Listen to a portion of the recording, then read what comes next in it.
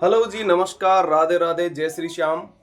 मैं विक्रम सर आप सभी का हार्दिक स्वागत करता हूं आपकी अपनी डिजिटल क्लास इंग्लिश वेदा में। तो साथियों, जैसा कि आप लोग नाम सुन करके आपको शायद ऐसा लग रहा होगा कि इंग्लिश वेदा का मीन्स कि इंग्लिश की क्लासें ही होने वाली है। तो मैं आपको बताना चाहता हूं इस चैनल पर या इस चैनल के माध्यम से हम आपको ना केवल इंग्लिश की ही क्लासें प्रोवाइड करवाएंगे, जबकि मेरी कोशिश रहेगी मैथमेटिक्स, रीजनिंग और रिलेवेंट जो भी सब्जेक्ट बनते हैं उनकी मैं कोशिश करूंगा कि सारी क्लासें कंटिन्यू इस पे मैं आपको प्रोवाइड करवा सकूं। बट यू नो कि इनिशियली टाइम में थोड़ा सा आपको पता है कि डिफिकल्टी फेस करनी पड़ती है, सो दैट मैं भी डिफिकल्टी फेस कर रहा हूं। Okay, I think and I hope कि यू अंडरस्टैंड व्हाट आई से। ओके, आज की क्लास में लेके आया हूँ, बहुत ही गजब का सेशन होने वाला है। आज की क्लास में मैं आपको पटवारी राजस्थान 2025 जो वैकेंसी अभी हमारी अनाउंस की गई है, जिसका एग्जाम शायद आई होप कि नेक्स्ट मंथ ही होने वाला है। तो इंग्लिश में क्या वेटेज रहने वाला है पटवारी की क्लास में, इससे रिलेवेंट मैं आपको इसके कॉन्सेप्ट्स जो हैं और इसका एक बार सिलेबस जो है मैं उससे गो थ्रू आपको करवाना चाहता हूँ। आई होप कि आपको ये सारी बातें बहुत अच्छे से एक सेटिस्फैक्टरी तरीके से आपको समझ में आएगी, ऐसी मैं उम्मीद करता हूं। तो आप लोग लास्ट तक वीडियो में बने रहिएगा और चैनल को अभी तक अगर सब्सक्राइब नहीं किया है तो सब्सक्राइब कीजिएगा, कमेंट कीजिएगा कि आप आपके लिए हम और क्या इसमें बेहतरीन कर सकते हैं। और मैं साथ ही साथ आपको ये भी कहूंगा कि आप इस चैनल का जो लिंक है या वीडियो का लिंक है आप अपने फ्रेंड्स या अपने रिलेटिव को शेयर कीजिएगा। तो आइएगा दोस्तों, शुरू करते हैं आज की क्लास को। देखो भाई, पटवारी, तो मैं इसे लिख रहा हूं पटवार राजस्थान 2025। ओके, इसमें इंग्लिश का क्या वेटेज रहने वाला है, क्या सिलेबस रहने वाला है, तो मैं इसके ऊपर ही डिस्कस करने वाला हूं। तो इंग्लिश ग्रामर को अगर मैं आपके साथ शेयर करूं तो आज से आप एक कॉन्सेप्ट माइंड में सेट कर लेंगे, क्योंकि इंग्लिश का अगर जहां तक सवाल है तो इंग्लिश में ग्रामर को लेकर के हम लोग क्या करते हैं कि हम एग्जाम के पैटर्न को ये देखते हैं कि भाई इसमें कौन कौन से टॉपिक आ रहे हैं। मैं साथियों आपको एक बात क्लियर बता देता हूं कि अगर आप कुछ चुनिंदा टॉपिक्स पे ध्यान देंगे तो मैं कह सकता हूं, कंफर्म कह सकता हूं कि आपका इंग्लिश जो है, इंग्लिश ग्रामर जो है उसके कॉन्सेप्ट आपके क्लियर नहीं हो पाएंगे। इसमें रीजन है, और ये मेरा एक लंबा एक्सपीरियंस रहा है कि इंग्लिश ग्रामर में सभी टॉपिक्स एक दूसरे को कोरिलेट करते हैं। और जब कोरिलेट करते हैं तो आप एक बात ये बताइएगा, सपोज दैट किसी कंपटीशन में 4 टॉपिक ही आए या 5 टॉपिक आए, और वो 5 टॉपिक जो है आपको सीखने के लिए पीछे के टॉपिक भी कवर करने पड़ते हैं। क्यों कवर करने पड़ते हैं, इसके पीछे का लॉजिक ही मैं आपको समझा रहा हूं। देखो भाई, इंग्लिश ग्रामर की अगर बात करें तो इंग्लिश ग्रामर यहां डिवाइड करके मैं आपको बता रहा हूं 3 to 4 पार्ट में। तो देखो जी, पहला जो पार्ट आता है ये होता है हमारा parts of speech. Parts of speech, parts of speech में यहाँ 8 टॉपिक इंक्लूड किए गए हैं या इन्वॉल्व किए गए हैं, जिसमें पहला ही टॉपिक होता है हमारा नाउन। पहला टॉपिक होता है साथियों नाउन, दूसरा होता है प्रोनाउन, थर्ड है हमारा वर्ब, एडवर्ब, एडजेक्टिव, 6 नंबर है प्रेपोजिशन, 7 है हमारा कंजंक्शन, और फिर इसके बाद में आता है interjection. Is it clear my point? Second part पे अगर मैं बात करूं तो ये भी एक ग्रामेटिकल ही पोर्शन होता है, लेकिन इसे हम कह सकते हैं एडवांस ग्रामर।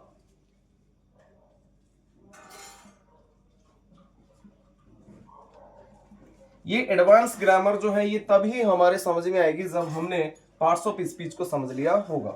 तो इसमें क्या आता है जी, देखते हैं। अभी 9 नंबर पर हम लेते हैं इसमें डिटरमिनर को।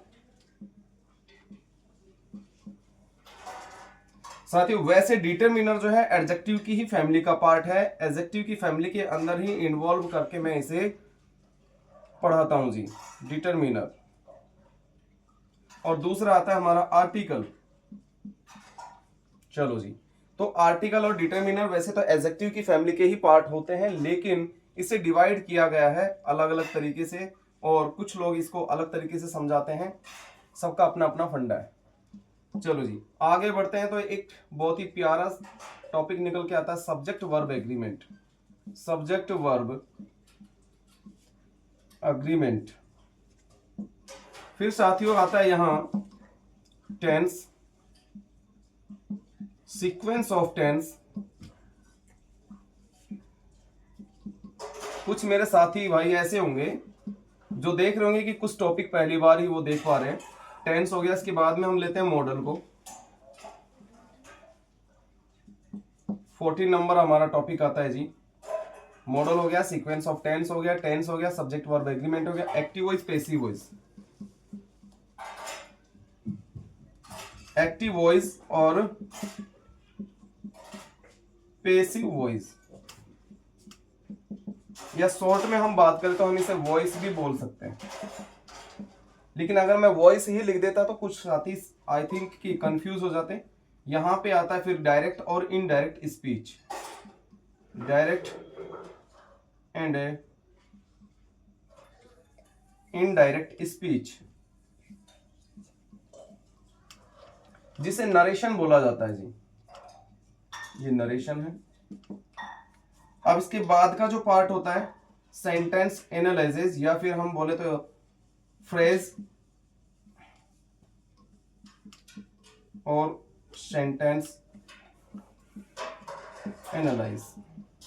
फिर आ जाता है साथियों class, transformation, transformation of a sentence. आप लोग कमेंट जरूर कीजिएगा कि आपका अगर कोई भी रिलेवेंट टॉपिक से डाउट या कोई क्वेरी है, so you can comment me in comment section, okay. इसके बाद में हम चलते हैं सिंथेसिस के ऊपर। सिंथेसिस भी एक टॉपिक है। अब साथियों तीसरा जो पार्ट बनता है, तीसरा पार्ट यहां आता है वोकैबुलरी का।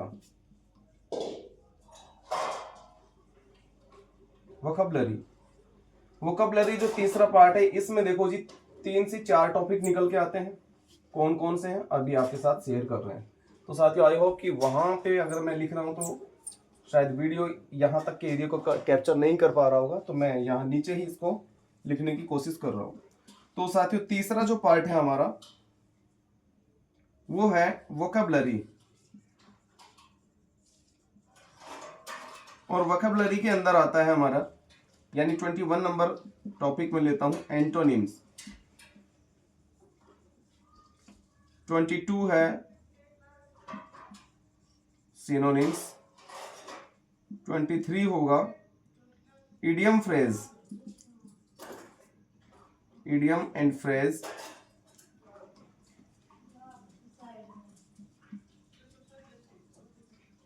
आप लोग आई थिंक मुझे जहां तक ऐसा लग रहा है कि आप कंफ्यूज हो रहे हैं कि सर के पास में डिजिटल बोर्ड नहीं है, लेकिन ये डिजिटल बोर्ड जैसा ही आपको दिखाई दे रहा है। तो मैं आपको बता दूं रियल में ये कोई डिजिटल बोर्ड नहीं है, ये प्लेन बोर्ड है। बस इसका जो एक सिस्टम मैंने सेट किया है कि इसका कलर मैंने चेंज कर दिया है। चलो जी 24 नंबर जो टॉपिक हमारा आता है ये हुआ antonym, synonyms, idiom, one word substitute. तो हम इसे लिख देंगे वन वर्ड। तो साथियों ये 4 टॉपिक हमारे वोकैबुलरी से निकल के आते हैं, लेकिन कभी कभी किसी एग्जाम में पूछा जाता है मिस स्पेल्ड वर्ड या फिर correct word, miss spelled word. ये तो 3 पार्ट्स में अभी हमारा ग्रामर डिवाइड मैंने करके आपको बताया। फोर्थ पार्ट जो यहां बनता है इसका वो होता है कॉम्प्रीहेंशन। फोर्थ पार्ट जो है इसका साथियों वो है कॉम्प्रीहेंशन। कॉम्प्रीहेंशन क्या है? जिसमें हम लोग पैसेज को पढ़ते हैं, जिसमें अनसीन पैसेज जो दिया हुआ होता है एग्जाम के अंदर। तो ये है हमारा फोर्थ पार्ट कॉम्प्रीहेंशन। कॉम्प्रीहेंशन में हम पढ़ते हैं क्या, देखो जी, एक तो आता है हमारे पास में पैसेज का question. Passage SSC, NDA, navy, air force, इसमें PQRS के तौर पर इसको पूछ लेते हैं, PQRS। अब कुछ साथी होंगे जिनको ये PQRS भी नया और एक अटपटा टॉपिक लग रहा होगा। फिर आता है जी क्लोज टेस्ट, क्लोज टेस्ट। और कभी कभी 20 नंबर में यहां लिख देता हूं 29 पैराजंबल।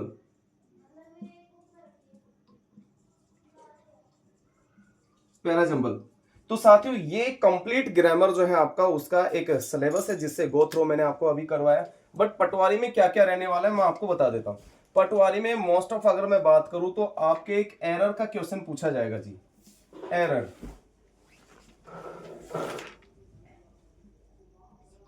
एरर फाइंड करना है हमें। अब एरर की जो बात करूं तो भैया ये कोई एरर कोई दूसरी दुनिया का टॉपिक नहीं है, ये कोई नई दुनिया का टॉपिक नहीं है साथियों। मैं आपको बता देता हूं, सिर्फ कंफ्यूज करने का एक तरीका है। ये कंफ्यूज करने का एक तरीका क्यों है? देखो, जब एरर का क्वेश्चन है तो एरर हम क्रिएट किस में करेंगे? एरर हम क्रिएट करेंगे सेंटेंस में, और फाइंड आउट भी सेंटेंस के थ्रू ही हमें करना है।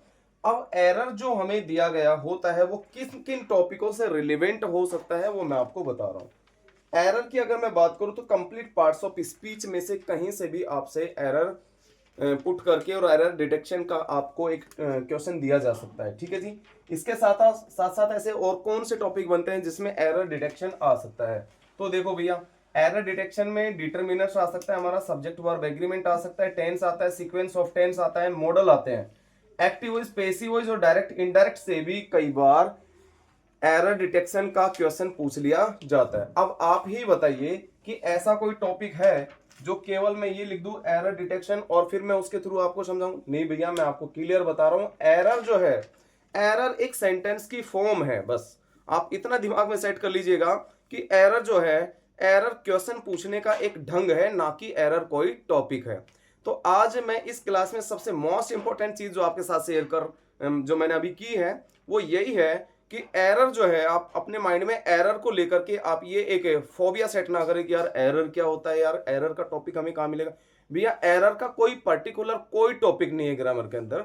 एरर जो है क्वेश्चन पूछने का एक ढंग है। क्वेश्चन पूछने का ढंग है कैसे? देखो मैं अभी आपको प्रूव करके दिखा देता हूं।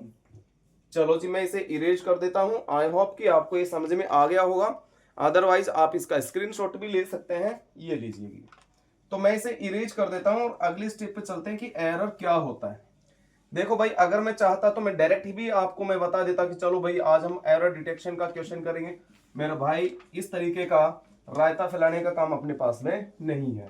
मेरी फुल कोशिश है, फुल टू फुल कोशिश है कि ये 1-1.5 महीने का जो भी जितना टाइम बचा हुआ है इसमें ही देखना, आपके आंखों के सामने देखते देखते ही आपका क्वेश्चन पेपर जो है आप जिस दिन करने जाएंगे तो मेरे सारे कॉन्सेप्ट आपके टिप्स पे आएंगे और आप इस चीज में बिलीव कर पाएंगे कि सर वाकई में आपने जो हमें सॉल्यूशन जो करवाया या जो क्लास करवाई वाकई में हमारे लिए फ्रूटफुल साबित हुई है। चलो जी, एरर की बात करते हैं। तो एरर की बात कर रहे हैं साथियों। देखो जी, एरर क्या होता है? कई मेरे नए साथी ऐसे होंगे जो नए एस्पिरेंट हैं जिनको एरर का अभी तक आई थिंक कि अभी तक उनको पता नहीं है। तो आज आपको एरर के बारे में मैं बता रहा हूं। देखो भाई, मैंने एक सेंटेंस लिखा, one of my friends, one of my friend, ये ए पार्ट मैंने बना दिया है। केम रनिंग टू मी, ये मैंने बी पार्ट बना दिया है। यानी मैं एक सेंटेंस ही लिख रहा हूं, लेकिन सेंटेंस का एक तरीका है ये कि किस तरीके से हम इसमें क्या कॉन्सेप्ट पूछना चाहते हैं। तो one of my friend came running to me and gave me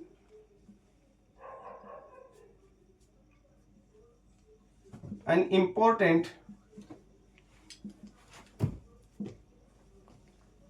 information।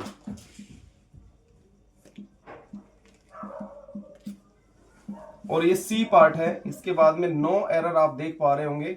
इसका क्या मीनिंग है मैं सारा एक एक करके डिटेल वाइज आपको बता रहा हूं।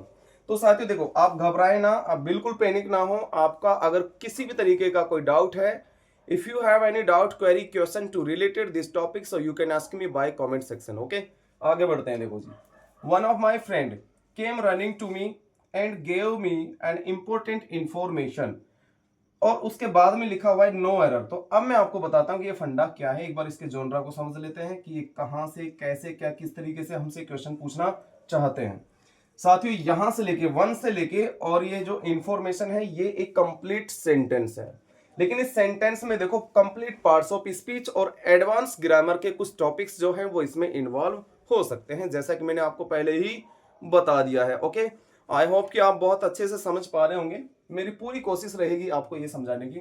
देखो भाई, अब हमें करना क्या होता है कि सेंटेंस के 3 पार्ट कर दिए। एक पार्ट है ये जिसे ए नाम दे दिया, दूसरा पार्ट है केम से शुरू होकर के और टू मी तक है जिसे बी पार्ट नाम दे दिया है, तीसरा पार्ट ये है एंड से शुरू होकर के और ये इंफॉर्मेशन तक आ रहा है। अब सर इसमें करना क्या है, तो करना ये है कि इन तीनों पार्ट में से ए, बी और सी में से ए बी सी पार्ट में हमारा कौन सा पार्ट गलत है, और गलत है तो किस तरीके से गलत है। अब एरर के क्वेश्चन में देखो कई बार तुक्का अगर लगाते ना तो तुक्का भी चल जाता है। कारण है क्योंकि एरर यहां से लेके सी पार्ट में मान लो कहीं भी एक एरर था, किसी बात को लेके आपको नहीं पता, तुक्का लगा दिया जी आंसर सही है, उसमें कोई एक्सप्लेनेशन आपको देनी नहीं है। तो इसमें हम कैसे पता करेंगे, तो पता करने के लिए ही हमें parts of speech, advance grammar और सारे टॉपिक हमें डिटेल वाइज पढ़ने पड़ेंगे। चलो जी आगे बढ़ते हैं। इस सेंटेंस में क्या एरर है, कैसे है, वो मैं आपको समझा रहा हूं। One of my friend came running to me and gave me an important information. साथियों अगर इस पार्ट में ए पार्ट में आपको कहीं मिस्टेक लगती, कैसे कि सर यहाँ 1 नहीं आना था, सपोज दैट यहाँ 1 नहीं आना था, आपका आंसर ए हो जाएगा। या आपको लग रहा है ए पार्ट सही है तो आप बी पार्ट की तरफ मूव करेंगे, बी पार्ट में देखेंगे, बी पार्ट में आप कहेंगे सर यहाँ रनिंग नहीं आना चाहिए था, या सर केम नहीं आना चाहिए था, यहाँ कम आना चाहिए था। जो भी आपकी कंसिडरेशन में जो पॉइंट आप फाइंड आउट कर पा रहे हैं एरर के तौर पे, आप उसको आंसर फाइंड आउट कर लेंगे। अब सही है या गलत है वो तो आप अभी आज एक ही क्लास में नहीं बता पाएंगे, इसके लिए हमें डिटेल वाइज आगे टॉपिक को कवर अप करना होगा। And gave me an important information, अगर इस पार्ट में एरर है तो हमारा आंसर क्या होगा, सी पार्ट। अब आपको एक बात बता देता हूं, एरर का मतलब होता है त्रुटि या कमी, त्रुटि या कमी। जिस पार्ट में त्रुटि है, जिस पार्ट में कमी है, वही हमारा आंसर होगा। इट मींस कि जिस पार्ट में कमी है वो पार्ट हमारा गलत है। तो मैं आपको एक आइडिया बता रहा हूं, जो गलत है वही हमारे लिए सही है। एरर वाले क्वेश्चन में ये मान के चलो कि हमें गलत ढूंढना है और गलत ही हमारे लिए क्या होगा, सही साबित होगा। हमें नंबर कौन दिलवाएगा, गलत पार्ट। अब मैं आपको बताता हूं कि इसका लॉजिक क्या है, इसमें कहां एरर आ रहा है। साथियों इसके अंदर फ्रेंड्स में एरर है। कैसे, वन ऑफ माई फ्रेंड, तो एक बार इसका कोटेशन क्या है मैं आपको बता देता हूं डिटेल में। देखो भाई, मैंने लिखा one of, none of, each of, every of, every one of, either of, neither of, all of, many of, some of और both of। भाई साहब अगर किसी भी सेंटेंस में सब्जेक्ट के स्थान पर none of, one of, each of, every of, either of, neither of, every one of, all of, many of, both of और सम ऑफ, अगर ये आपको दिखाई देते हैं तो ये होते हैं हमारे डिस्ट्रीब्यूटिव प्रोनाउन। डिस्ट्रीब्यूटिव प्रोनाउन के जस्ट बाद में कोई अगर नाउन आता है, अगर कोई नाउन आता है तो वो आएगा प्लूरल फॉर्म में। कैसी फॉर्म में आएगा जी, प्लूरल फॉर्म में आएगा, प्लूरल फॉर्म में। जबकि वन ऑफ इनमें से ही एक है, वन ऑफ के बाद में फ्रेंड दे रखा है तो फ्रेंड ना करके यहां क्या आएगा, फ्रेंड्स आएगा। अब यहां हमसे ये नहीं पूछते ऑप्शन में कि यहां फ्रेंड्स, हाँ कई बार ऐसा क्वेश्चन भी आता है कि आपको 4 ऑप्शन ही मिलेंगे इसके, A option, B option, C option और डी ऑप्शन। डी ऑप्शन में नो एरर करके आपको लिखा मिलेगा, वहां पे भी हमें सिर्फ फाइंड आउट करना होता है। तो यहां क्या लिखा होना चाहिए था, फ्रेंड्स होना चाहिए था।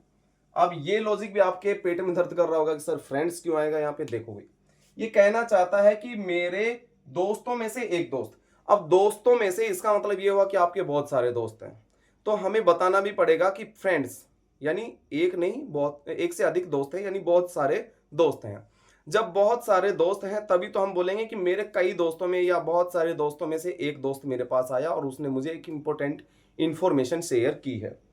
अगर मैं यहां लिख दूं फ्रेंड, मेरे दोस्त में से एक दोस्त आया, तो भाई मेरे दोस्त में से नहीं, ये बात आपकी गलत साबित हो जाएगी। आप बोलेंगे मेरे दोस्तों में से एक दोस्त आया, तो यहां दोस्तों का सेंस नहीं था, यहां था दोस्त का सेंस। इसलिए हमें यहां एरर फाइंड आउट करने को मिला पार्ट ए के अंदर, जो कि ये था फ्रेंड वाला पार्ट। इस तरीके के बहुत ही मजेदार कंसेप्ट मैं आपको सिखाने वाला हूं। बस मैं आपसे एक ही रिक्वेस्ट करता हूं कि आपको अगर इंग्लिश ग्रामर से रिलेवेंट अपने कॉन्सेप्ट क्लियर करने हैं तो आप हमारे चैनल पर बने रहिएगा। मेरी कोशिश है कि मैं अपना जो एग्जाम होने जा रहा है राजस्थान पटवारी 2025 का, उसका कंप्लीट सिलेबस जो है मैं इंग्लिश ग्रामर का कवर अप करवाने वाला हूं। आप इस वीडियो को ज़्यादा से ज़्यादा शेयर करें, अपने दोस्तों को इसे भेजें। और ना केवल हम इस टॉपिक को कवर अप करेंगे, इट मीन्स कि सिलेबस को कवर अप करना मेरा उद्देश्य नहीं है। मेरा उद्देश्य है कि इंग्लिश ग्रामर से रिलेवेंट जितने भी क्वेश्चन आ रहे हैं वो आपके सही हो पाए और आपका स्कोर जो है अच्छा खासा हो पाए। चलिएगा दोस्तों, आई होप कि आपको ये समझ में आ रहा है। आशा करता हूं कि अगर आपकी कोई प्रॉब्लम रही होगी तो आप जरूर इसमें कमेंट सेक्शन में अपनी प्रॉब्लम को शेयर करेंगे। मिलते हैं कल एक अगली नई मुलाकात में, अगली क्लास के साथ में।